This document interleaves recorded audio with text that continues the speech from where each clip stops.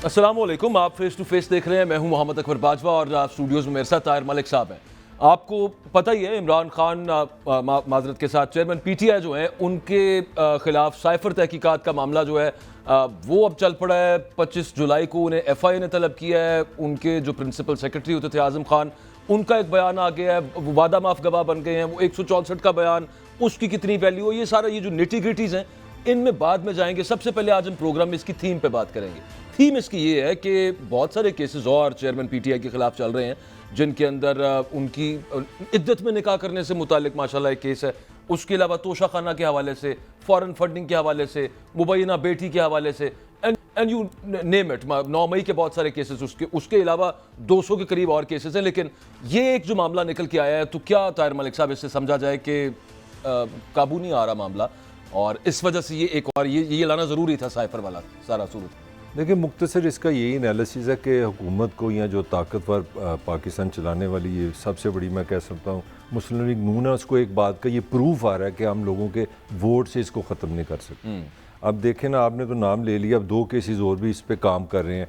अभी इसके अलावा एक केस ये भी हो सकता है कोई MNA MP कोई खातून आ जाए, वो ये बयान दे दे इखलाकी वाले से कि जब हमें टिकटें दी गई महफूज जो होती हैं, रिजर्व सीटें होती हैं, तो उसमें भी कोई इखलाक का कोई क्वेश्चन आ सकता है, कोई वीडियो आ सकती है, वो आयशा गुललई कोई इस तरह की चीज़ आ सकती है। इस पर भी काम हो रहा है। अच्छा। फिर इसके अलावा जो बेगम चेयरमैन है उस पर भी काम हो रहा है कि कोई वही बयान दे दे। वो मुख्तसर जो मैं बात करूँ, ये सारी एक डेमोक्रेटिक, मैं पोलिटिकल बात करने लगूँ। डेमोक्रेसी में जो फैसला होता है ना कि आपने हुकूमत करनी है, किसी पोलिटिकल पार्टी की मैं बात करूँ, आपको रिजेक्ट करना है, एक्सेप्ट करना है, वो वोट नहीं करना है। और इस हुकूमत का एक ही एजेंडा कि किसी तरह ये चेयरमैन जो है ना, ये जब इलेक्शन हो तो ये जेल में हो और ये किसी तरह पॉलिटिकली एक्टिव ना हो। ये मुझे इसका ये अच्छा, ये जेल में हो और उसके अलावा ये जो पार्टी है पाकिस्तान तहरीक इंसाफ जो है, इनका जो इंतखाबी निशान है वो भी बैलेट पेपर पे ना हो।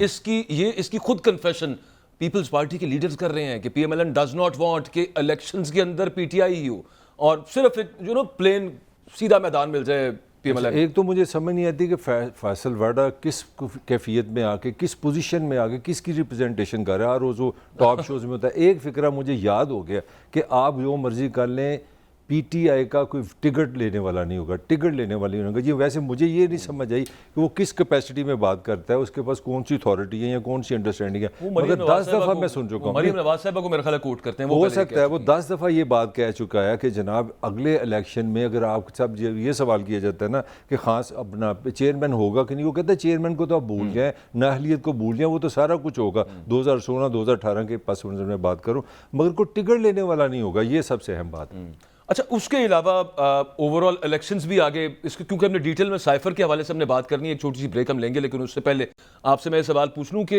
ये तो हो गया पॉलिटिकली इलेक्शंस और टिकट लेने वाला कोई नहीं होगा। ओवरऑल अगर कोई टेक्नोक्रेट, अगर कोई मोइन कुरैशी टाइप निगरान वज़ीर आज़म आ जाता है, तो आपका ख्याल है कि इलेक्शंस हो जाएंगे टाइम पे, 2-3 महीने जो चाहिए निगरान सेटअप, या उससे आगे डिले हो सकता है? देखिए, जो मैं आपको खबर की हद तक बता रहा हूँ, नून का अंदर से ट्रस्ट पीपल्स पार्टी पे नहीं है। पीपल्स पार्टी को डर है कि अगर PTI साफ हुई तो ये हम पे चढ़ जाएंगे। सियासी जमातों का स्टैब्लिशमेंट पे ट्रस्ट नहीं है। अब मैं इससे ज़्यादा आपको क्या कह सकता हूँ। नून के अंदर ये बेशुमार डर है कि कहीं वो ना हो कि हमारे पास साथ वो मोहसिन नकवी 2 हो जाए, इधर हम आपस में लड़ते रहें तो वो कहें जी फाइनेंशियल मामला था। अब छोटी सी आपको खबर दे दूँ, $23 अरब सिर्फ आपको चाहिए थे इस वक्त कर्जा उतारने के लिए, और आपको मिले हैं 10 अरब। $11 बिलियन US की अभी भी आपके पास कमी है। तो उन कहीं ना कहीं ये डर पाया जाता है कि इस्टेब्लिशमेंट के कि यार, डर से अलावा मलिक साहब जो प्लान नजर आता है, जो बताया जाता है, वो जो आगे सारी सूरत हाल है ना कि इतने अरब यूं आ जाएंगे, ये अगला प्लान है, ये 4 साल का प्लान है। ये प्लान्स तो तब होते हैं ना कि जब आपका इरादा हो फिर एक मामले को आगे तूल देने का, लंबा ले जाने का। मैंने एक ब्रेक लेनी है, ब्रेक से वापस आते हैं जी, तो बात करते हैं कि क्या वाकई इमरान खान चेयरमैन तहरीक इंसाफ जो साइफर कहा जा रहा है कि वो घर ले गए या घुमा दिया उन्होंने, उससे पाकिस्तान की कौमी सलामती को ख़तरा लाहिक हुआ है, और क्या दीगर ममालिक के साथ ताल्लुकात ख़राब हुए हैं? ओवरऑल FIA के अंदर क्या मामला हो सकता है, क्या सज़ा हो सकती है लीगली स्पीकिंग? ब्रेक के बाद बात करेंगे।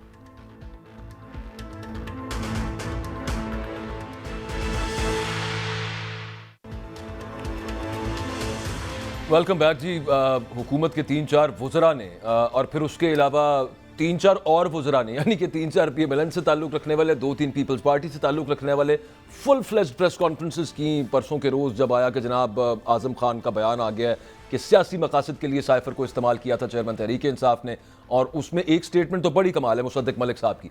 वो ये कहते हैं कि अब आज़म खान का बयान आ गया, आज़म खान अब मुकर भी जाए ना, फिर भी साबित हो चुका है कि इमरान खान मुजरिम है। वो पहले सब कुछ साबित करके बैठे हुए हैं सब मामला, लेकिन अल्टीमेटली जो उस पर इल्ज़ाम लग रहा है उस पर हमारे साथ ज़फ़र इलाली साहब मौजूद हैं। उनसे पूछते हैं कि क्या इसमें कितनी सदाकत है, क्या वाकई पाकिस्तान के रिलेशंस जो हैं वो ख़राब हुए हैं अमेरिका के साथ और दीगर मुल्कों के साथ। ज़फ़र इलाली साहब, thank you very much for giving us time. ये जो कहा जा रहा है कि साइफर की कॉपी चेयरमैन तहरीक इंसाफ साथ लेके जाके गुमा दी, कौमी सलामती इसकी वजह से जो है ना वो ख़तरे में आ गई है, इज इट ट्रू सर? देखिए, ये जो कॉपीज हैं इसके कम से कम 4 और 5 कॉपीज हैं। जब आप कह रहे हैं उन्होंने गुमा दिया और उनके खिलाफ एक केस लाना चाहते हैं, तो क्या ये गुमाने में उन्होंने जानबूझ के गुमाया? क्या आप कह रहे हैं कि आपका प्राइम मिनिस्टर जो है वो जासूसी कर रहा है किसी के लिए? मतलब क्या है आपका? अगर वो कह रहे हैं गुमा गए, तो वो एक एनवायरनमेंट है उनके घर का या लेके तो गए तो नहीं है। क्या आप इम्प्लाई कर रहे हैं कि आपका प्राइम मिनिस्टर एक जासूस है? माने मतलब क्या है आप लोगों का जब आप कह रहे हैं अगर गुम गया है तो मिसप्लेस हो गया है, तो मिसप्लेस हो गया है, हुए होंगे। अब पेपर है जहन के अंदर, वैसे इलाली साहब ये आता है एक पेपर है आपके पास, अगर एक पेपर मौजूद है आपने उसको लेके कहीं पे मतलब गायब करना, आप तस्वीर खींच के रख सकते हैं, आज के दौर में फोटो कॉपी करा के रख सकते हैं, वो कॉपी आप वापस कर देते हैं। तो गुम गया तो वो वैसे गुम गया, लेकिन किसी के पास है तो वो उससे ज्यादा कॉपीज तो बना सकता है ना जिसके पास भी था। बिल्कुल सही कह रहे हैं, घर बना सकते हैं। मुझे ये समझ नहीं आ रही है, ये जो देखिए मिसप्लेस करना एक टेलीग्राम को कोई अनयूजुअल बात नहीं है। कितने सारे टेलीग्राम्स और इम्पोर्टेंट डॉक्यूमेंट्स टेम्परेरीली मिसप्लेस हो गए होंगे। माने कि मुझे समझ नहीं आ रही। डू यू थिंक, आपका ख्याल है कि ये एक पहले भी बहुत सारे केसेस हैं चेयरमैन तहरीक इंसाफ पे, और ये एक और जो है इस पे भी again the government seems very poised के फिक्स करना है चेयरमैन तहरीक इंसाफ को, और ये शायद जल्दी हो जाए यहाँ पे मामला के FIA में पेशी हो, पूछें डायरेक्ट इल्ज़ाम लगा के और सीक्रेट ऑफिशियल सीक्रेट एक्ट के तहत सजा करवाएं और अंदर करना है। बाकी काम नहीं कर रहे केसेस, उतना जल्दी नहीं उनके अंदर मामला चल रहा, यहाँ पे शायद जल्दी हो जाए। एक राय ये भी है, ताहिर मलिक साहब की भी है, आप अग्री करते हैं? मैं नहीं समझता कि ये केस कोई ऐसा केस है जिससे कोई आदमी कहेगा कि वाकई उनको सजा मिलना चाहिए। जब तक गिल्टी इंटेंट नहीं हो, जब तक आप वो प्रूव ना कर सके, मेरे ख्याल में ये इम्प्लाई करना कि इसलिए एक डॉक्यूमेंट जो उनके पास था और लोगों के पास वही डॉक्यूमेंट है, वो अगर मिसप्लेस हो गया हो, वो अगर मिल नहीं रहा हो, इसका मतलब ये है कि उन्होंने उसको गलत तरीके से इस्तेमाल किया। देखिए, ट्रम्प का जो चार्ज है, ट्रम्प ने तो ये चीजें घर ले गया, माने ये एक व्हाइट हाउस से निकाल के एक सेफ एनवायरनमेंट में किसी और जगह ले गया। इसका क्या मतलब है? ये प्रूव कर सकते हैं कि ये डॉक्यूमेंट्स कोई और जगह था, किसी ने पहले देखा था, और अगर देखा था तो उस वक्त क्यों नहीं रिपोर्ट हुआ? मुझे समझ नहीं आ रही है। What do they hope to gain? ये कुछ नहीं है जी, ये आई थिंक कि ये माफ करिए, ये लोग बाहर के मुल्क देख रहे हैं और क्या सोच रहे होंगे, ये किस किस्म के लोग हैं हम? मेरा हाल उन्होंने हलाली साहब सोचना बंद कर दिया, उनको समझ आ गई है किस किस्म के लोग हैं। मेरा आपसे सवाल बड़ा सादा सा है कि एक बताया गया कि जब वज़ीर आज़म थे ये चेयरमैन साहब, तो वो असद उमर साहब ने वो पढ़ के सुनाया डॉक्यूमेंट, फिर यहाँ के बड़े नामी ग्रामी जर्नलिस्ट हैं वो कहते हैं हमने लेटर पढ़ा है, अच्छा फिर सुप्रीम कोर्ट के भी पास है। तो क्या ये पाकिस्तान के लोगों का हक नहीं है कि आप इसको रिलीज़ कर दें कि भाई ये इसमें लिखा है, ये फैक्ट है, तो ये पाकिस्तान के लोगों का राइट टू नो नहीं है? इसमें क्या इसमें बुराई है कि अगर हमें पता चले कि दिस इज द फैक्ट, ये लिखा गया है उसमें? देखिए, अमूमन साइफर टेलीग्राम के कंटेंट्स इसलिए रिवील नहीं होए जाते हैं कि एक तो वो स्टेट रिलेशंस को शायद इफेक्ट कर सकते हैं, इसलिए। और दूसरी बात है कि शायद बहुत कम चांस है वो सिक्योरिटी को भी कॉम्प्रोमाइज कर सकते हैं, साइफर सिक्योरिटी को, मगर मैं नहीं समझता वो इतना एक है। बात असल ये है कि हम कुछ चीजें लोगों को बताना नहीं चाहते हैं, इसलिए कि हम चाहते नहीं है कि उन लोगों को पता चलो कि इस स्टेट के कैसे थिंकिंग है और किस किस्म का कैसे हम कंक्लूजन पहुंचते हैं। तो यही एक बात है, नथिंग मोर देन दैट। आप बाकी सब लोगों ने देख लिया है, सब ने बात भी कर ली है, अब ये सीक्रेट रहा क्या है फ्रैंकली। अच्छा हिलाली साहब, मैं आपके एक्सपीरियंस से एक बात पूछना चाह रहा हूँ। हम जैसे जो कम इल्म लोग हैं उनको बताया जाता है कि पाकिस्तान की हुकूमत में अमेरिका का बड़ा हाथ होता है, और किसी का कहना है कि ये हुकूमत ने बड़ी एक चाल चली है तहरीक इंसाफ के चेयरमैन को फंसा दिया कि अगर वो अमेरिका के ख़िलाफ़ जाता है तो अपना फ्यूचर पॉलिटिकली कमज़ोर करता है। डू यू बाय दिस के पाकिस्तान के सियासतदान को हुकूमत में आने के लिए अमेरिका से अच्छे ताल्लुकात चाहिए या अमेरिका के सामने नहीं आना चाहिए? इसका कोई देख रहे हैं आप रिलेशन इस तरह का? हाँ, मैं समझता हूँ कि अमेरिका इनऑर्डिनेट इन्फ्लुएंस हमारे स्टेट स्ट्रक्चर पे, हमारे जो गवर्नमेंट पे ये करती है, बिल्कुल सही बात है। मैं समझता हूँ उनको कभी कभी वो वीटो करते हैं कि एक आदमी को बनना चाहिए या नहीं बनना चाहिए। इसका मतलब नहीं है कि हर वक्त वो कामयाब होते हैं, मगर करते हैं और देयर ओपिनियन काउंट्स। उनका राय जो है वो सब लोग काउंट, इसलिए कि उनका सिक्योरिटी असिस्टेंस, उनका इकोनॉमिक असिस्टेंस, उनका गुडविल, उनका डिप्लोमेटिक सपोर्ट, उनका पॉलिटिकल सपोर्ट, इससे उनसे ज्यादा कौन सा मुल्क है जो हमें बेनिफिट कर सकता है इन चीजों से। मैं तो समझता हूँ कि अब है, मैं समझता हूँ चीन के साथ हमारा ज्यादा इम्पोर्टेंट रिलेशनशिप है, मगर अमेरिका का जबरदस्त इन्फ्लुएंस है पाकिस्तानी पॉलिटिक्स पे और रहा है, और मेरे ख्याल में जिस किस्म के लोग आ रहे हैं पावर में रहेगा। अच्छा, वो इसीलिए आप समझते हैं कि चेयरमैन तहरीक इंसाफ बार बार जो लास्ट स्पीच फरमाई है उन्होंने जनरल बाजवा की तरफ ले जाते हैं सारा मामला, वो ज़रा अमेरिका पे ज़रा सॉफ्ट ही नज़र आते हैं? 100% वजह उसकी है। अच्छा बिलाली साहब, एक और चीज़ है, आप ब्यूरोक्रेटिक कैपेसिटीज़ में आप भी काम कर चुके हैं।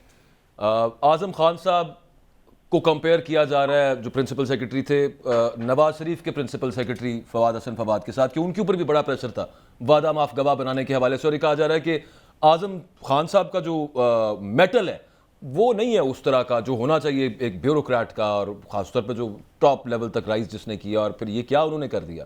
तो आप समझते हैं कि ये एक वीक पर्सनालिटी आई है उनकी यहाँ पे सामने, specially in comparison to Fawad Hasan Fawad? Weak का क्या मतलब आपको, वीक पर्सनालिटी का? वीक से मतलब सर ये है कि मतलब वो बच कर गए प्रेशर के सामने, वो उसको रेजिस्ट नहीं कर पाए जिस तरह से फवाद हसन फवाद ने किया। देखिए, उनका काम ये है कि प्राइम मिनिस्टर को सर्व करना। अगर प्राइम मिनिस्टर कुछ ऐसी चीज कहता है उनको, मिसाल के तौर पे गलत ऑर्डर देता है, तो क्या वो कर सकते हैं और बच सकते हैं? अगर उन्होंने किया है तो मिसाल दें, और अगर नहीं किया है तो they've never been put to the trust। देखिए, मैं भी तो एक जगह ऐसे ओहदे पे रहा हूँ, special secretary to the prime minister for foreign affairs, defence, security. बिल्कुल, मैंने कहा है, डांट भी खाई है। वो मुझसे पूछती थी बीबी कि क्या मैं ये कर सकती हूँ, मैं कहता था नहीं, ये तो स्टेट डिनर पे एक दफे हुआ था, मेरे साथ एक आर्मी चीफ बैठा हुआ था, उन्होंने कहा कि मैं ये बता सकती हूँ हमारे गेस्ट को, मैंने कहा नो, तो वो नहीं बताई। देखिए, बात असल ये होता है कि ये डिफाइंस की बात नहीं है। मिसाल के तौर पे आपको देखिए, मैं तो आज ट्वीट किया हूँ, जुल्फिकार अली भुट्टो, मैं मिनट्स लेता था उसकी मीटिंग इस्लामिक समिट के दौरान, और वो फिर मिनट्स को करेक्ट करने लगे इस तरीके से, नहीं कि मेरे मिनट गलत थे, नहीं कि उन्होंने जो कहा था मैंने रिकॉर्ड नहीं किया, मगर जो वो कहना चाहिए था उनको वो नहीं कहा। तो अब वो बैठ के वो मिनट्स को ऑल्टर कर रहे थे और कह रहे थे मैंने इस ऐसे ये कहा, और मेरे से साइन करवा रहे थे। हिलाली साहब, आप आजम खान साहब फिर हाँ ठीक है, तो इसका मतलब ये है कि आजम खान साहब ने, अगर इमरान खान साहब को तो चेयरमैन तहरीक इंसाफ को तो यकीन नहीं है कि ये बयान आजम खान ने दिया है, अब वो कहते हैं मेरे सामने वो देगा, आजम खान ये बात करेगा तो मैं मानूंगा। ये तो ड्यूरेस के अंडर उनसे लिया गया हो, जो कि मोस्ट प्रोबेबली केस हो सकता है। लेकिन आप ये बता रहे हैं और अपना पास्ट एक्सपीरियंस दे के बता रहे हैं कि अगर आजम खान ने ये बयान दिया है तो इसका मतलब है कि वो खुद भी अपने आप को कल्प्रिट कंसिडर कर रहे हैं और फिर एक वादा माफ गवाह बन रहे हैं। देखिए, आजम खान जो है अबडक्ट हुआ है ना, उसके पास उसके वेयर अबाउट तो पता नहीं थे, फिर जाके कन्फेशन किया है। क्या इस किस्म के कन्फेशन कोर्ट में एडमिट हो सकते हैं? क्या वो प्रूव हो सकते हैं कि ये फ्रीली गिवन है विदाउट प्रेशर और किसी और की कंट्रोल में? ये आप बेहतर जानते हैं, लॉयर्स आपको बताएंगे कि इस किस्म का सब जो हो रहा है कुछ भी हो सकता है। मैं अच्छा लाली साहब, मैं आपसे वो वापस वही क्वेश्चन करना चाह रहा हूँ अमेरिकन पाकिस्तान रिलेशन के पस मंजर में। आपने कहा कि एक बड़ा अहम है पाकिस्तान के लिए अमेरिका, आपने एक्सप्लेन भी किया। मेरा आपसे सवाल ये है कि एक सुपर पावर का तर्जमान कुछ देर पहले वो कह चुका है कि ये सारे इल्ज़ाम बेबुनियाद हैं, हमें कोई इस तरह का हमने काम नहीं किया। कल को मैथ्यू उनका तर्जुमान, उसने फिर रिपीट किया कि नहीं we are not part of it. और हमारे यहाँ तो हमारी सलामती कौंसिल भी बैठती है, वहाँ पे हमारी हुकूमत भी होती है, अपोजिशन भी होती है, आर्मी भी बैठती है, हमारे चीफ जो हैं, और हम कहते हैं कोई साजिश है, कहते हैं मुदाखलत है। तो हम किससे लड़ रहे हैं? ये मतलब इसका क्या इंटरनेशनल रिलेशन में इसको किस तरह देखा जाएगा? अगर अमेरिका कह रहा है कि उन्होंने 200 कूदेताज नहीं किए हैं दुनिया में सिंस 1949, तो फिर वो झूठ कह रहे हैं। ठीक। अगर आप समझते हैं अलियांडा चिली में जो मारे गया, जिसपे बम किया गया था, क्या आप समझते हैं उधर की फौज बगैर अमेरिकन इजाजत ये सब की है? क्या आप समझते हैं मुसद्दक के साथ जो हुआ है अमेरिकन इजाजत के बगैर? बल्कि CIA ने तो इंस्ट्रूमेंटल था उस कू में। क्या बातें कर रहे हैं अमेरिकन, ये सब झूठ है जी। अमेरिका वो कहता है जो जरूरत पड़ती है अमेरिका को, किसी को मारते हैं, असैसिनेट करते हैं, कूदेता लाते हैं, रेवोल्यूशन प्रमोट करते हैं, खरीदते हैं, बेचते हैं, ये सब वो करते हैं उनके नेशनल इंटरेस्ट में। ये है अमेरिका। अगर आप नहीं जानते हैं तो कुछ नहीं पता आपको। सर माइट इज राइट आपने स्टैब्लिश किया है ना, तो आप 300 बिलियन डॉलर की इकॉनमी है, वो 32,000 बिलियन डॉलर की इकॉनमी है, आप कह रहे हैं आपने मुदाखलत की है। मैं समझ नहीं सकता कौन डिफाई करता है अमेरिका को, किसने डिफाई किया है? पाकिस्तानी रूलर को बताएं जो डिफाई किया है अमेरिकन को। उसका क्रेडिट किसको देंगे आप? बाय द वे उसका क्रेडिट किसको देंगे आप? अवाम को। मेरे ख्याल में जो लोग थे उस वक्त उनको पता हो गया था कि अगर वो ना कहते तो उनके साथ वो होता जो वो बच नहीं सकते थे, अवाम के हाथ नहीं बच सकते। वो तो नवाज शरीफ कहते हैं मैं बड़ा दिलेर आदमी हूं, मैंने फैसला किया था। अरे यार क्या बातें कर रहे हैं खुदा के लिए। वो पूछता गया क्यों करें क्यों नहीं करें, लोग क्या इतने पैसे मिलेंगे, वो क्लिंटन उसको पता नहीं क्या क्या स्वीटनर्स दे रहा था। उसने क्यों किया? इसलिए कि आर्मी चीफ जहांगीर करामत ने उसे कहा कि वी विल नॉट टॉलरेट फौज को। मैं कह सकता हूं कि I can not be responsible कि क्या रिएक्शन होगा।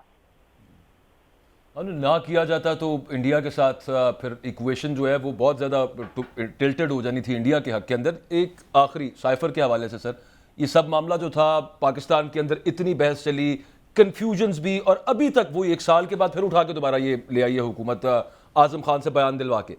बार बार तहरीक इंसाफ ये मुतालबा करती रही सुप्रीम कोर्ट से कि आप इसकी तहकीकात कर लें, देख लें, बुला लें, पूछें लोगों से और सबके सामने आ जाए कि मामला है क्या, दुरुस्त इल्ज़ाम है या नहीं है। ये क्या मामला हुआ कि आप खुद ही उठा के कहेंगे हाँ जी ये आप पे इल्ज़ाम है, यही हमने साबित कर दिया और सब कुछ हो गया। सुप्रीम कोर्ट अगर इसको टेकअप कर लेती सर, या अभी भी कर ले, तो आपका ख्याल नहीं है कि ये बहुत क्लियर हो जाए, क्लैरिटी आ जाए चीज़ों के अंदर कि ये दुरुस्त है इल्ज़ाम या गलत है? देखिए, जो आपका जो सफीर बैठा था उधर उस वक्त, उसने रिकमेंड किया था कि पाकिस्तान प्रोटेस्ट करे। जिस किस्म का लैंग्वेज इस्तेमाल किया गया था और जिस किस्म की धमकियां दे गई थी कि निकालो इसको, अगर तुम नहीं निकालोगे तो फिर हम लोग खुद नहीं होंगे। क्यों एम्बेसडर ने प्रपोज किया कि एक प्रोटेस्ट हो? क्या वो पागल था? वो ऐसे ही लड़ना चाहता था? उसको पता ही नहीं था वॉशिंगटन में एज एन एम्बेसडर सिलेक्ट होके गया? क्या इतना बेवकूफ था? इस किस्म के आदमी को आप सिलेक्ट करते? Not at all. वो एम्बेसडर ने देखा इंसल्टिंग बिहेवियर था उसका। वो कह रहा था प्रोटेस्ट करें, ये बिटवीन स्टेट्स इस किस्म की धमकी और थ्रेट नहीं होते हैं। मुझे नहीं पता क्या था, but why did the ambassador say that. और फिर नेशनल सिक्योरिटी काउंसिल ने क्यों कहा कि हम भी डिमार्च करेंगे? क्या ये सब ऐसे ही थे? नहीं दुरुस्त रहा है, लेकिन वो बकौल आपके डिफाई आज तक किसी ने नहीं किया अमेरिका बहादुर को, तो इस दफा कैसे कर देना था? It was the most realistic decision taken by general Bajwa then. Bajwa साहब की डिसीजन, बाजवा साहब ने तो अनाउंस किया था कि वो एक्सटेंशन नहीं ले रहे हैं या नहीं मिल रहा है, एक एट दैट लंच वॉशिंगटन में। कभी आप सोच सकते हैं कि वॉशिंगटन में जो फैसला इस्लामाबाद में होता है वो वॉशिंगटन में जाके कहता है, अनाउंस करता है? उसी वक्त हुआ होगा, इन्होंने इनकार किया होगा या उन्होंने बता दिया होगा कि हम प्रेशर नहीं लाएंगे तुम्हारे लिए, एक एक्सटेंशन तुम ले गए हो। मुझे नहीं पता अमेरिका का व्हाट वाज द रीजन, मगर उसको उस वक्त अनाउंस करने का क्या बड़ी बात थी, आप बताएं? At a lunch in Washington DC in the embassy के मैंने एक्सटेंशन ले हो। अच्छा, मेरा आपसे एक ये भी सवाल है, हमें ये बताया जाता है कि जैसे पीटीआई है कि जी वो इतने $1000 दे के वहाँ पे लॉबिंग कराते हैं, अपने इंटरव्यू कराते हैं, ये क्या, ये अमेरिकन कल्चर है कि ये सारे लोग इस तरह करते हैं? ये वाकई इस तरह की पब्लिक रिलेशनिंग होती है स्टेट्स में? हाँ, अमेरिका में पैसे के लिए आप जाके कह सकते हैं ना। आप एक लॉबियस्ट रखें, आपको पता है हमारा लॉबियस्ट कौन था? वो खुद बिके होते हैं, वो खुद पनाह लेते हैं अमेरिका में एज पॉलिटिकल असाइलम। इसलिए तो वो उनके बात कोई सुनता है अमेरिका में, वो इसलिए उसके बात सुनते हैं, उनको पता है कि ये आदमी हमारे वहाँ पनाह लिया है, he is dependent on us. तो अगर ये लॉबियस्ट कर रहा है, वो तो यार फॉर गॉड सेक, हमने ये सब, मैं खुद सर्व किया हूँ 2.5 साल वॉशिंगटन में, एम्बेसी में, काउंसिल था में, सब चीज देखा है आदमी ने। प्लीज अंडरस्टैंड, ये लॉबियस्ट हाँ उनका इम्पैक्ट होता है, हाँ लोगों को चीजें पहुंचाते हैं, हाँ वो लोगों को बताते हैं हमारा पॉइंट ऑफ व्यू क्या है, हाँ हम उनका पॉइंट ऑफ व्यू हमारे लोगों को भी बताते हैं। बिल्कुल ठीक। मगर ये कहना कि वो they don't call the shots और मेक पॉलिसी, ना वो इतना इन्फ्लुएंस कर सकते हैं कि अमेरिकन इंटरेस्ट को वो सेकेंडरी कर दें। ठीक, थैंक यू वेरी मच। एक ब्रेक लेनी है एक्चुअली मैंने, अभी आपके वक्त का जफर इलाली साहब हमारे साथ मौजूद थे। ब्रेक से वापस आते हैं तो जो कि हुकूमत का पूरा इरादा लग रहा है कि चेयरमैन तहरीक इंसाफ को इस साइफर वाले मामले के अंदर सज़ा लाजमी दिलवानी है, पकड़ना लाजमी है। 4 हुकूमती वुज़रा मतलब एक के बाद दूसरे प्रेस कॉन्फ्रेंस करके उन्होंने इस चीज़ को वाज़ेह किया। अदालत में मतलब कानून की नज़र में कितना होल्ड अप कर पाएगा ये केस, ये जो इल्ज़ामात हैं चेयरमैन तहरीक इंसाफ के खिलाफ। ब्रेक से वापस आएंगे तो राजा आमिर अब्बास साहब हमारे साथ होंगे, लीगल ओपिनियन लेते हैं उनसे। Stay with us.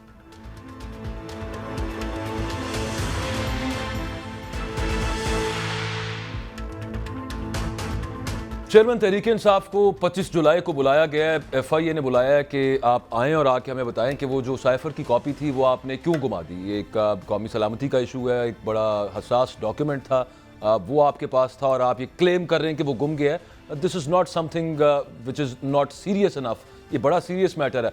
उसके अलावा जो सारा बयान है आज़म खान साहब का, उसमें एक कहा गया कि चेयरमैन तहरीक इंसाफ, एक शीरी मजारी और 2 मजीद और लोग हैं जिन्होंने ये साजिश, ये कंस्पिरेसी हैच की थी। वो 2 कौन हैं, उनके बारे में भी कुछ बात करेंगे, लेकिन उससे पहले राजा आमिर अब्बास साहब हमारे साथ हैं, लॉ एक्सपर्ट हैं। Thank you very much sir, आपने वक्त दिया है। क्या आप समझते हैं वो जो कहते हैं कि in the court of law how much water does this hold, कितना चांसेस हैं ये जो इल्ज़ाम लगा रही है हुकूमत चेयरमैन तहरीक इंसाफ पे, इनको साबित करने के और उसके नतीजे में सजा दिलवाने के?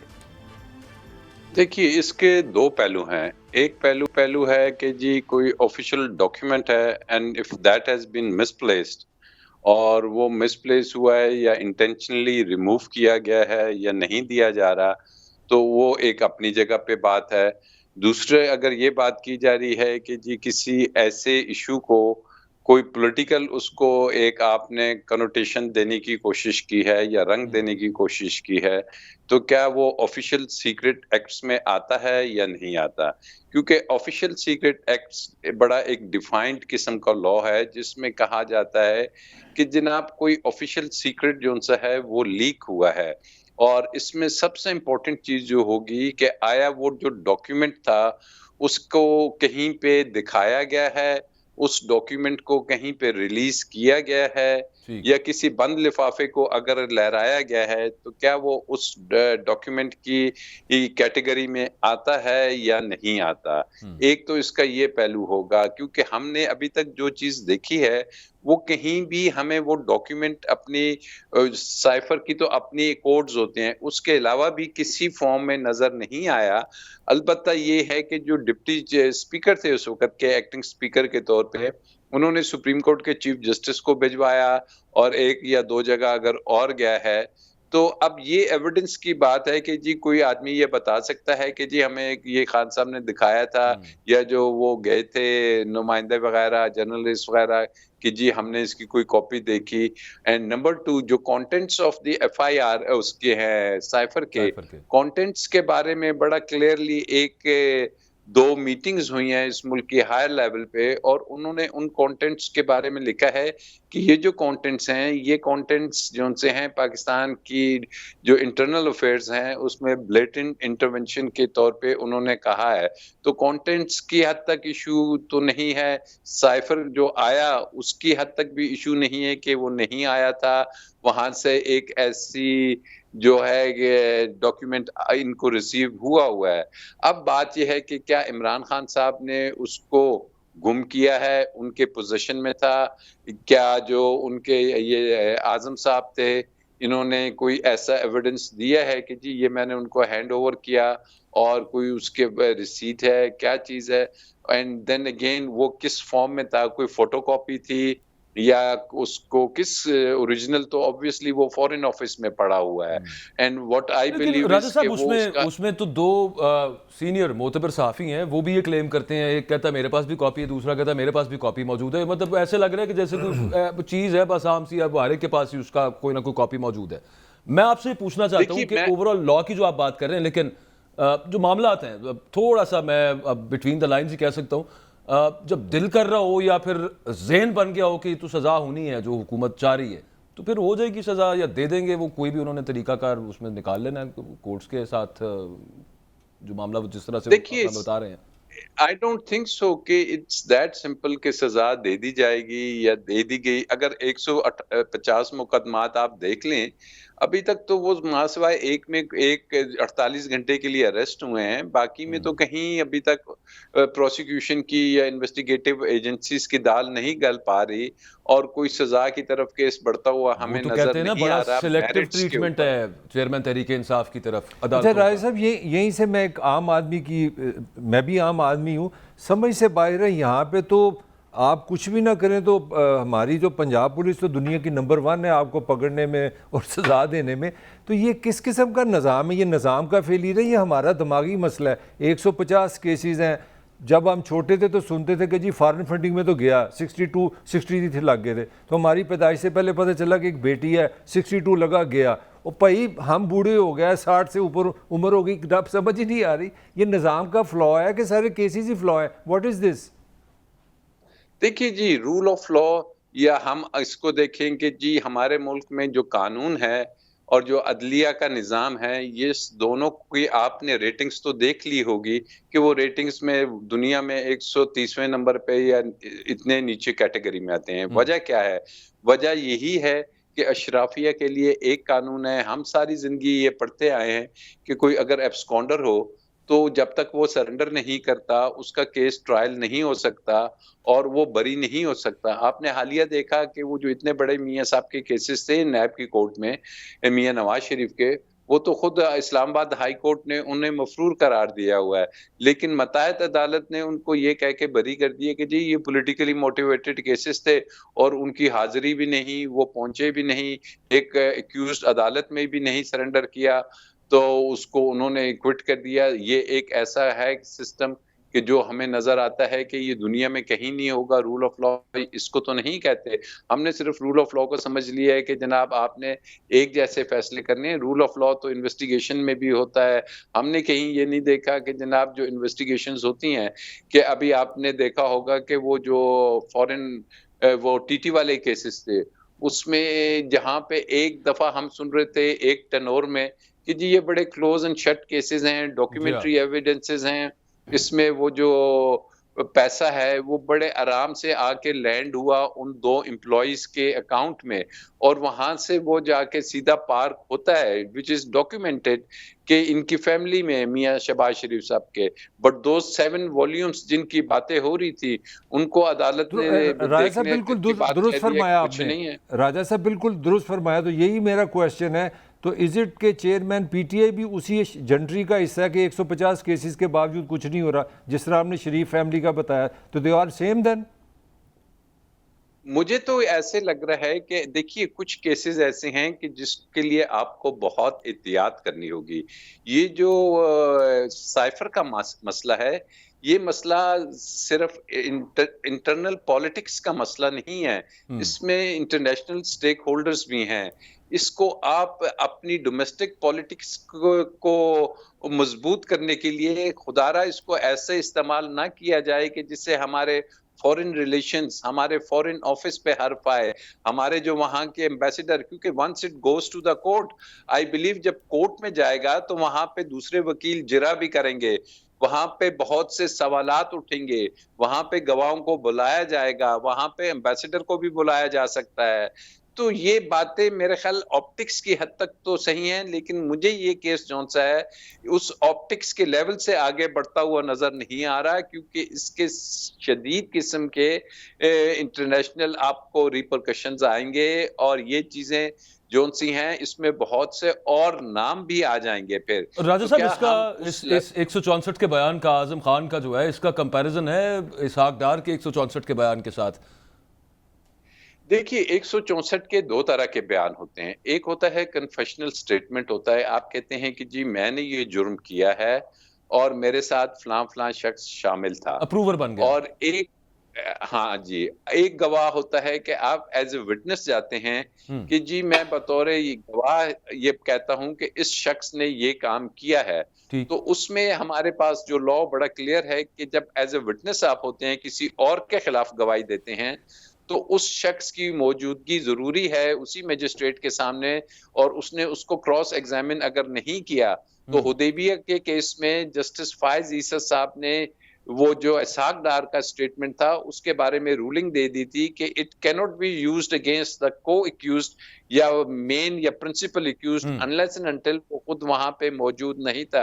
As a criminal lawyer for practising about more than 30 years, और इन्हीं केसेस को आप करते क्लैरिटी हुए ये दे रहे हैं कि ये वादा माफ गवाह नहीं बने यहाँ पे आजम खान साहब, ये सिर्फ गवाही देने गए हैं वहां पे, और उस सूरत के अंदर जिस पर इल्जाम लगा रहे हैं उसका भी वहां पर होना मौजूद जरूरी था इस इल्जाम के लिए।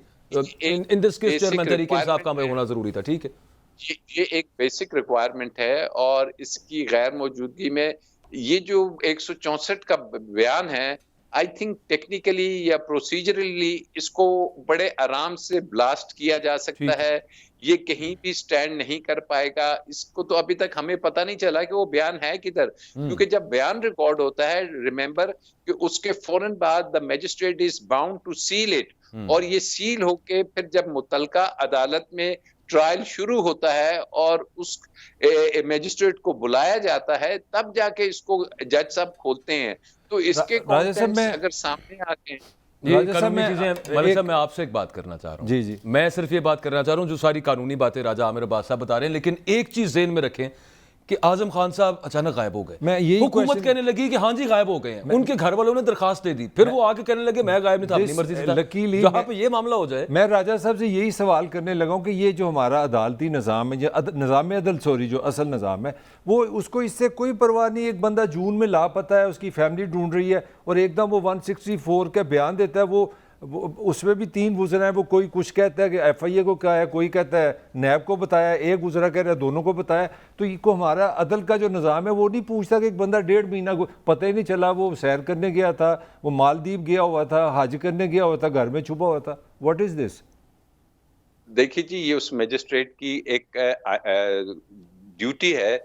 The first question he asked under 164 is कि जी आप पे कोई ड्यूरेस, आप पे कोई प्रेशर, आप पे कोई किसी किस्म की धौंस धमकी तो नहीं है, आप अपनी फ्री विल से ये देना चाहते हैं और मजिस्ट्रेट को पता है कि ये शख्स जौन से हैं ये 1.5 माह से या माह से 1 माह से गायब हैं, और फिर जब मजिस्ट्रेट के पास पेश किया जाता है तो कोई इन्वेस्टिगेटिंग अथॉरिटी उनको के जाती है। इट्स नॉट कि जनाब आप जाके दरवाजा खोलिए किसी मजिस्ट्रेट का और जाके कह दें कि मैं 164 का बयान देने आया हूं, ऐसे नहीं होता। जो मुतलका तफ्तीशी अफसर होता है वो कहता है ये मुल्जिम है, इसको हमने तफ्तीश किया है और अब ये कुछ ऐसे हकायक बयान करना चाहता है जिनको दफा 164 क्रिमिनल प्रोसीजर कोड के तहत रिकॉर्ड करने की आपसे रिक्वेस्ट की जाती है। तो ये वो तमाम चीजें हैं कि जो कहीं भी नजर नहीं आ रही। तो ये कोई 164 बज़ाहिर, अच्छा, ये मैंने जैसे ठीक हो आपसे गया। कहा कि ये एक राजा साहब ऑप्टिक्स आपसे की हद तक है। बिल्कुल ठीक हो गया। एक आपसे जो इस वक्त प्लान चल रहा है उसमें यह है कि एक तो चेयरमैन तहरीक इंसाफ आने वाले इलेक्शन से आउट हो, उनकी जमात इलेक्शन से आउट हो, बैलेट पेपर पे उनका इंतखाबी निशान ना हो। मुझे ये बताइएगा, और फिर चूंकि हाइपोथेटिकली हमने बात करनी है क्योंकि ये प्लान्स अब डिस्कस हो रहे हैं, ओपनली डिस्कस हो रहे हैं कि ये हो सकता है, और मतलब पीपल्स पार्टी के सीनियर लीडर जो हैं सलीम मानवी वाला ने ये कहा है कल प्रोग्राम के अंदर कि पीएमएलएन का ये प्लान है। क्या ऐसी सूरत हाल इन सब केसेस में से बन सकती है राजा साहब कि पीटीआई इलेक्शंस में हो ही ना? कोई ऐसा केस है खासतौर फॉरेन फंडिंग से ऐसा हो सकता है क्या? देखिए, फॉरेन फंडिंग वाला केस बिल्कुल ऐसा नहीं हो सकता। वो फॉरेन फंडिंग का केस ही नहीं था, वो तो उनके अमाउंट्स की कुछ कैलकुलेशंस की बातें थी। ये तब हो सकता है कि जहां पे ये साबित हो जाए कि कोई भी पॉलिटिकल पार्टी जौन सी है वो किसी दुश्मन मुल्क से या कोई इंटरनेशनली बैंड ऑर्गेनाइजेशन से फंडिंग ले रही है और वो फंडिंग पाकिस्तान आती है, और वो फंडिंग जौन सी है टेररिज्म या एंटी सोवरेन ठीक हो गया। पाकिस्तान 9 के मई के खिलाफ केसेस में हो सकता है क्या ऐसा सर? नहीं, 9 मई के केसेस में इस किस्म की पॉलिटिकल किसी पार्टी पे बैन नहीं लगाया जा सकता। वो इंडिविजुअल एक्ट्स हैं जिनको इंडिविजुअली, जो अभी अब सुप्रीम कोर्ट में वो केस चल रहा है जिसमें आज भी अटॉर्नी जनरल ने कहा कि जी मैक्सिमम सजा तो वहां पे मिलिट्री कोर्ट्स में 2 साल की है, हम किसी को 2 साल से ज्यादा चार्ज ही नहीं कर सकते। मगर राजा साहब और जो वो आज एआईटी ने बोला है उसमें तो 20 दफात हैं जिसमें दहशतगर्दी टेररिज्म भी शामिल है। 20 इसमें चेयरमैन है, इसमें कुरैशी साहब पूरी भी हैं। पार्टी पे इल्जाम, उन्होंने कहा तहरीक इंसाफ शामिल है। 9 आप मई तो 20 इंटेंशनली करवाया। मैं तो लॉ एक्सपर्ट नहीं, मुझे तो पता है कि दहशतगर्दी का इटसेल्फ ही केस बहुत खतरनाक है, उसकी सजा तो बहुत लंबी होती है। देखिए, एटीसी के केसेस ऑब्वियसली बहुत खतरनाक हैं, लेकिन एटीसी के बारे में जजमेंट आ चुकी है सुप्रीम कोर्ट के 5 मेंबर बेंच की कि उन्होंने डिफाइन कर दिया है कि दहशतगर्दी या टेररिज्म है क्या चीज। अगर आप किसी को ब्रूटली मर्डर कर देते हैं या कोई ये इंसिडेंट होता है तो उसमें एविडेंस भी चाहिए ना। आप भले से जो भी करते रहें, एटीसी के बहुत से केसेस में ऑलरेडी उनको बेल ग्रांट की जा चुकी है बहुत से लोगों को। तो बेल ग्रांट का मतलब ये है कि प्राइमा फेशी तो वो ये इस नतीजे में पहुंचे हैं कि ये एटीसी का अट्रैक्ट नहीं कर देना। लेकिन अगर दफा लगा दी जाए और फिर अदालतों में जब ये ट्रायल चलेगा तो देखना तो है कि वहां ये स्टैंड कर पाएगा या नहीं। दफा जितनी मर्जी लगा ले, दफा तो मुझे पता है बहुत से जर्नलिस्ट पे ये केस बना दिया गया है कि उनकी वीलॉग्स या वीडियोस की वजह से 780 और वो लोग मुश्तिल हुए और वो पता नहीं क्या कर रहे थे, बट अगेन उनकी भी बेल्स हो गई हैं। तो दिस इज अनफॉर्चुनेट कि कानून को इस अंदाज में इस्तेमाल किया जा रहा है कि जो उसकी एक पावर होती है या जो खौफ होता है वो खत्म किया जा रहा है कि जी ना कोई दहशतगर्दी का चीज है। अब मिलिट्री कोर्ट्स 1 माह के लिए तो ऑलमोस्ट वो डेट हो जाएगी। अच्छा 1 माह के बाद अगली ऑप्शन आपकी इस पे बड़ी आपने क्लियरली बता दिया कि फिलहाल ऐसे केसेस नहीं है कि जिसकी बेस के ऊपर पूरी पार्टी को अगले आने वाले इलेक्शन से आउट कर दिया जाए। हम दूसरी ऑप्शन की बात कर लेते हैं, वो ये है कि इलेक्शन हो ही ना, अपने टाइम पे ना हो। ये जो 3 महीने अगर असेंबली एक दिन पहले भी खुद डिसॉल्व कर देते हैं तो 3 माह के अंदर अंदर इलेक्शंस करवाना होंगे। नवंबर में भी ना हो, जैसा कि पहले पंजाब और केपी के मामले के अंदर इलेक्शन कमीशन जाके कह चुका है सुप्रीम कोर्ट के अंदर कि ये चीज़ नहीं है, वो नहीं है, लिहाजा वो डेट देने की अब हमारी जिम्मेदारी है, वो दे दें अगले नवंबर की डेट। तो ये पॉसिबिलिटीज हैं, और खासतौर पे इसमें अगर मर्दमशुमारी को हम इन कंसिडरेशन रखें। यूपी और पंजाब के मामले में तो एक तो पॉलिटिकली पीडीएम की हुकूमत की जोन सी विल ही नहीं थी, वो कराना ही नहीं चाह रहे थे। नंबर 2, वहां पे जो एक सॉलिड एक्सक्यूज उन्होंने कहा और जो इलेक्शन कमीशन ऑफ पाकिस्तान ने फॉलो किया कि जी ये मुमकिन नहीं कि 2 सूबों में करा दी जाए, 2 सूबों और वफाक में बाद में कराया जाए। सही। लेकिन अब जो इलेक्शंस आ रहे हैं वो तो चारों सूबों और वफाक में एक ही रोज होना है। उसमें तो ना फंड्स का मसला है, फंड्स भी एलोकेट बजट में कर दिए गए हैं। उसमें तो अगर कोई मसला आएगा तो वो जो मुझे नजर आ रहा है वो ये है कि जो अभी सेंसस की को नोटिफाई करने के बारे में बात हो रही है कि जी अगर उसको हम नोटिफाई कर देते हैं तो अगर सेंसस नोटिफाई होते हैं फिर नए सेंसस के मुताबिक इलेक्शंस होंगे या पुराने सेंसस के मुताबिक, क्योंकि पुराने के लिए आईनी तरमीम करनी होगी जिसके लिए आपको अमेंडमेंट चाहिए। अगर आप नोटिफाई कर देते हैं तो फिर अंडर द कॉन्स्टिट्यूशन आपको डिलिमिटेशन करनी वैसे मैंडेटरी राजा साहब, इलेक्शन। असेंबली टूट गई हुई है, देखें assembly is not in motion, वो वैसे टूट गई, अपनी उसकी ड्यूरेशन पूरी हो गई है, और यहां पे नया सेंसस उसके मुताबिक अब जमातें इंसिस्ट कर रही हैं कि भाई हमने तो अगले इलेक्शन में तब जाना जब इस नई मर्दमशुमारी के मुताबिक इलेक्शन होंगे। उसके लिए आप कह रहे हैं कि कॉन्स्टिट्यूशनल अमेंडमेंट दरकार है, असेंबली अपनी जगह पे एग्जिस्ट नहीं करती। ये तो फिर एक वो वाला मामला आ गया कि इसमें समझ नहीं आ रही कि क्या इसका हल क्या है, सोल्यूशन क्या है। This is for the first time, लेकिन क्या इसका हल है? It would be a constitutional deadlock where again the matter would go to the Honorable Supreme Court of Pakistan, और उस वक्त की जो सुप्रीम कोर्ट होगी उसके पास ये मैटर अगर ये स्टेज पे आता है तो जाएगा, फिर सुप्रीम कोर्ट डिसाइड करेगी कि जनाब अच्छा कॉन्स्टिट्यूशनल राय साहब, मेरा अमेंडमेंट तो होनी लास्ट क्वेश्चन है इसी से रिलेटेड। ये भी कहा जाता है कि सुप्रीम कोर्ट के पास ये भी जाया जा सकता है जी माशी हालात ठीक नहीं है, इकोनॉमिक कंडीशंस बड़ी वर्स्ट हैं, तो हमें टाइम दे दिया जाए, हो सकता है ये निगरान ले लें। तो पंजाब ने कहा ये भी इसकी लीगैलिटी है, वाकई है इस तरह का कोई ऑप्शन है पाकिस्तानी लॉ में? देखिए पाकिस्तानी लॉ में आर्टिकल 232 है कॉन्स्टिट्यूशन ऑफ पाकिस्तान का, इकोनॉमिक इमरजेंसी का या मुल्क में इमरजेंसी लगाने का, कि जहां पे वॉर लाइक सिचुएशन है तो वो जोन सी है इंटरिम गवर्नमेंट्स जोन सी हैं या जो उनके लिए जाना बड़ा मुश्किल है, क्योंकि उनको ये जो मौजूदा हुकूमत थी गालिबन ये जा सकती थी कि जनाब 1 साल के लिए बढ़ा दिया जाए और ये कंडीशंस है। लेकिन एक तरफ तो अगर आपकी इकोनॉमिक कंडीशंस के बारे में कहा जा रहा है 5 बिलियन आ गए हैं, हम डिफॉल्ट नहीं कर रहे, तो वो इकोनॉमिक आपका जो उनसे टैबू था वो खत्म हो गया। जहां पे लॉ एंड ऑर्डर की सिचुएशन आती है तो गालिबन कोई एज सच इस वक्त नहीं है। तो जैसे शहबाज शरीफ साहब कह चुके हैं हम तो जा रहे हैं, तो इंटरिम गवर्नमेंट्स की extension under the constitution for another 1 year is constitutionally not possible। मौजूदा हुकूमत जो 5 साल की थी वो 1 साल की एक्सटेंशन ले सकती थी। सर वो तो वैसे पंजाब और केपी की भी जो निगरान हुकूमतें हैं उनकी भी किसी किस्म की आइन के अंदर कोई ऐसी स्टिपुलेशन मौजूद नहीं है कि वो 90 दिन से आगे चली जाती, चली गई हैं, अभी तक माशाल्लाह काम कर रही हैं और आगे भी कोई पता नहीं कब तक काम करती रहेंगी।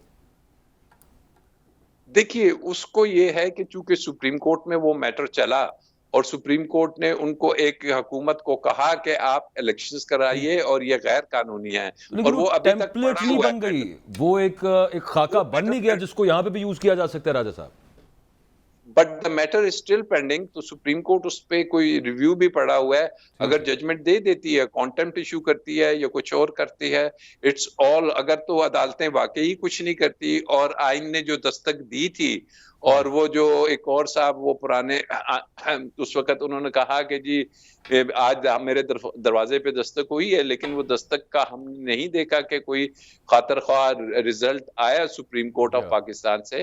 Now all eyes are on supreme court कि सुप्रीम कोर्ट कोई डिसीजन दे के जाती है या फिर ये है कि आने वाले चीफ जस्टिस पे ये तमाम की तमाम चीजें चली जाएंगी और ये आराम से घर चले जाएंगे मौजूदा चीफ जस्टिस। ठीक है, थैंक यू वेरी मच। राजा आमिर अब्बास साहब हमारे साथ मौजूद थे, बड़ा तफसीली जो हम उनसे इतनी सवाल पूछ रहे थे उनके उन्होंने जवाब दिए। ताहिर मलिक साहब, एक चीज़ तो बड़ी क्लियर है ना, वही जो हम दोनों सवाल पूछ रहे थे कि जिस तरह से आज़म खान साहब गायब हुए वापस आ गए, उस पर कोई पूछ नहीं रहे, सब मामला तो आगे तो जिस तरह से हुकूमत सोच रही है, जो प्लान करके बैठी हुई है, वो सब कुछ हो सकता है। अपार्ट फ्रॉम दैट, ये जो मैं बार बार सवाल पूछ रहा था क्योंकि ये आ रहा है, बार बार लोग इसको पूछ रहे हैं, आपके ख्याल के अंदर ये निगरान हुकूमत जो बनेगी सेंटर के अंदर, वो भी पंजाब की तर्ज के ऊपर देखिए लंबा काम चल सकता है। यही तो मैं समझता हूँ सबसे बड़ा जो पाकिस्तान में ये जो दो केपी के और पंजाब में जो इलेक्शन नहीं हुए ना, इसने जो एक बहुत बड़ा डीप डाउन हम सब के अंदर एक फियर डाल दिया ना, वो आप बेसिकली आइन से हट गए हुए हैं। Let's be honest to each other. बिल्कुल। तो उससे आप देखें ना, हमारे जितने भी लॉ एक्सपर्ट आते हैं, अब उनसे क्वेश्चन करते हैं तो चुप हो जाते हैं। अब वो बता रहे हैं, उनको तो अभी तक सुप्रीम कोर्ट से उम्मीद है, वो कहते हैं अभी उन्हें भी फैसला वो अब फैसला तो कब आएगा भाई? वो तो 14 मई को गुजरे, जो गॉन इज गॉन। आप 14 मई को तो वापस नहीं ला सकते। मेरा क्वेश्चन ये है कि आप 2023 में इस ज़माने में अगर आप किसी भी सोसाइटी में, किसी भी स्टेट में ये एक फैक्टर ले आए कि वहाँ पे लॉ नहीं है या अदलिया का फैसला का एहतराम मुशर्रफ नहीं साहब के जो कागजात नामजदगी मुस्तरद हुए थे वो उनकी डेथ के बाद, डेथ के उस बाद दौर हो के गया। बाद 10 साल के बाद उसके ऊपर हेयरिंग स्टार्ट हो गई है। हो तो सकता चलिए है। उम्मीद रखें सर इस पे भी आगे हो सकता है 10 इस तरह की कोई चीज़ हो सकती है। प्रोग्राम का वक्त खत्म हो गया जी, कल मुलाकात होती है आपसे इंशाल्लाह। अल्लाह हाफ़िज़।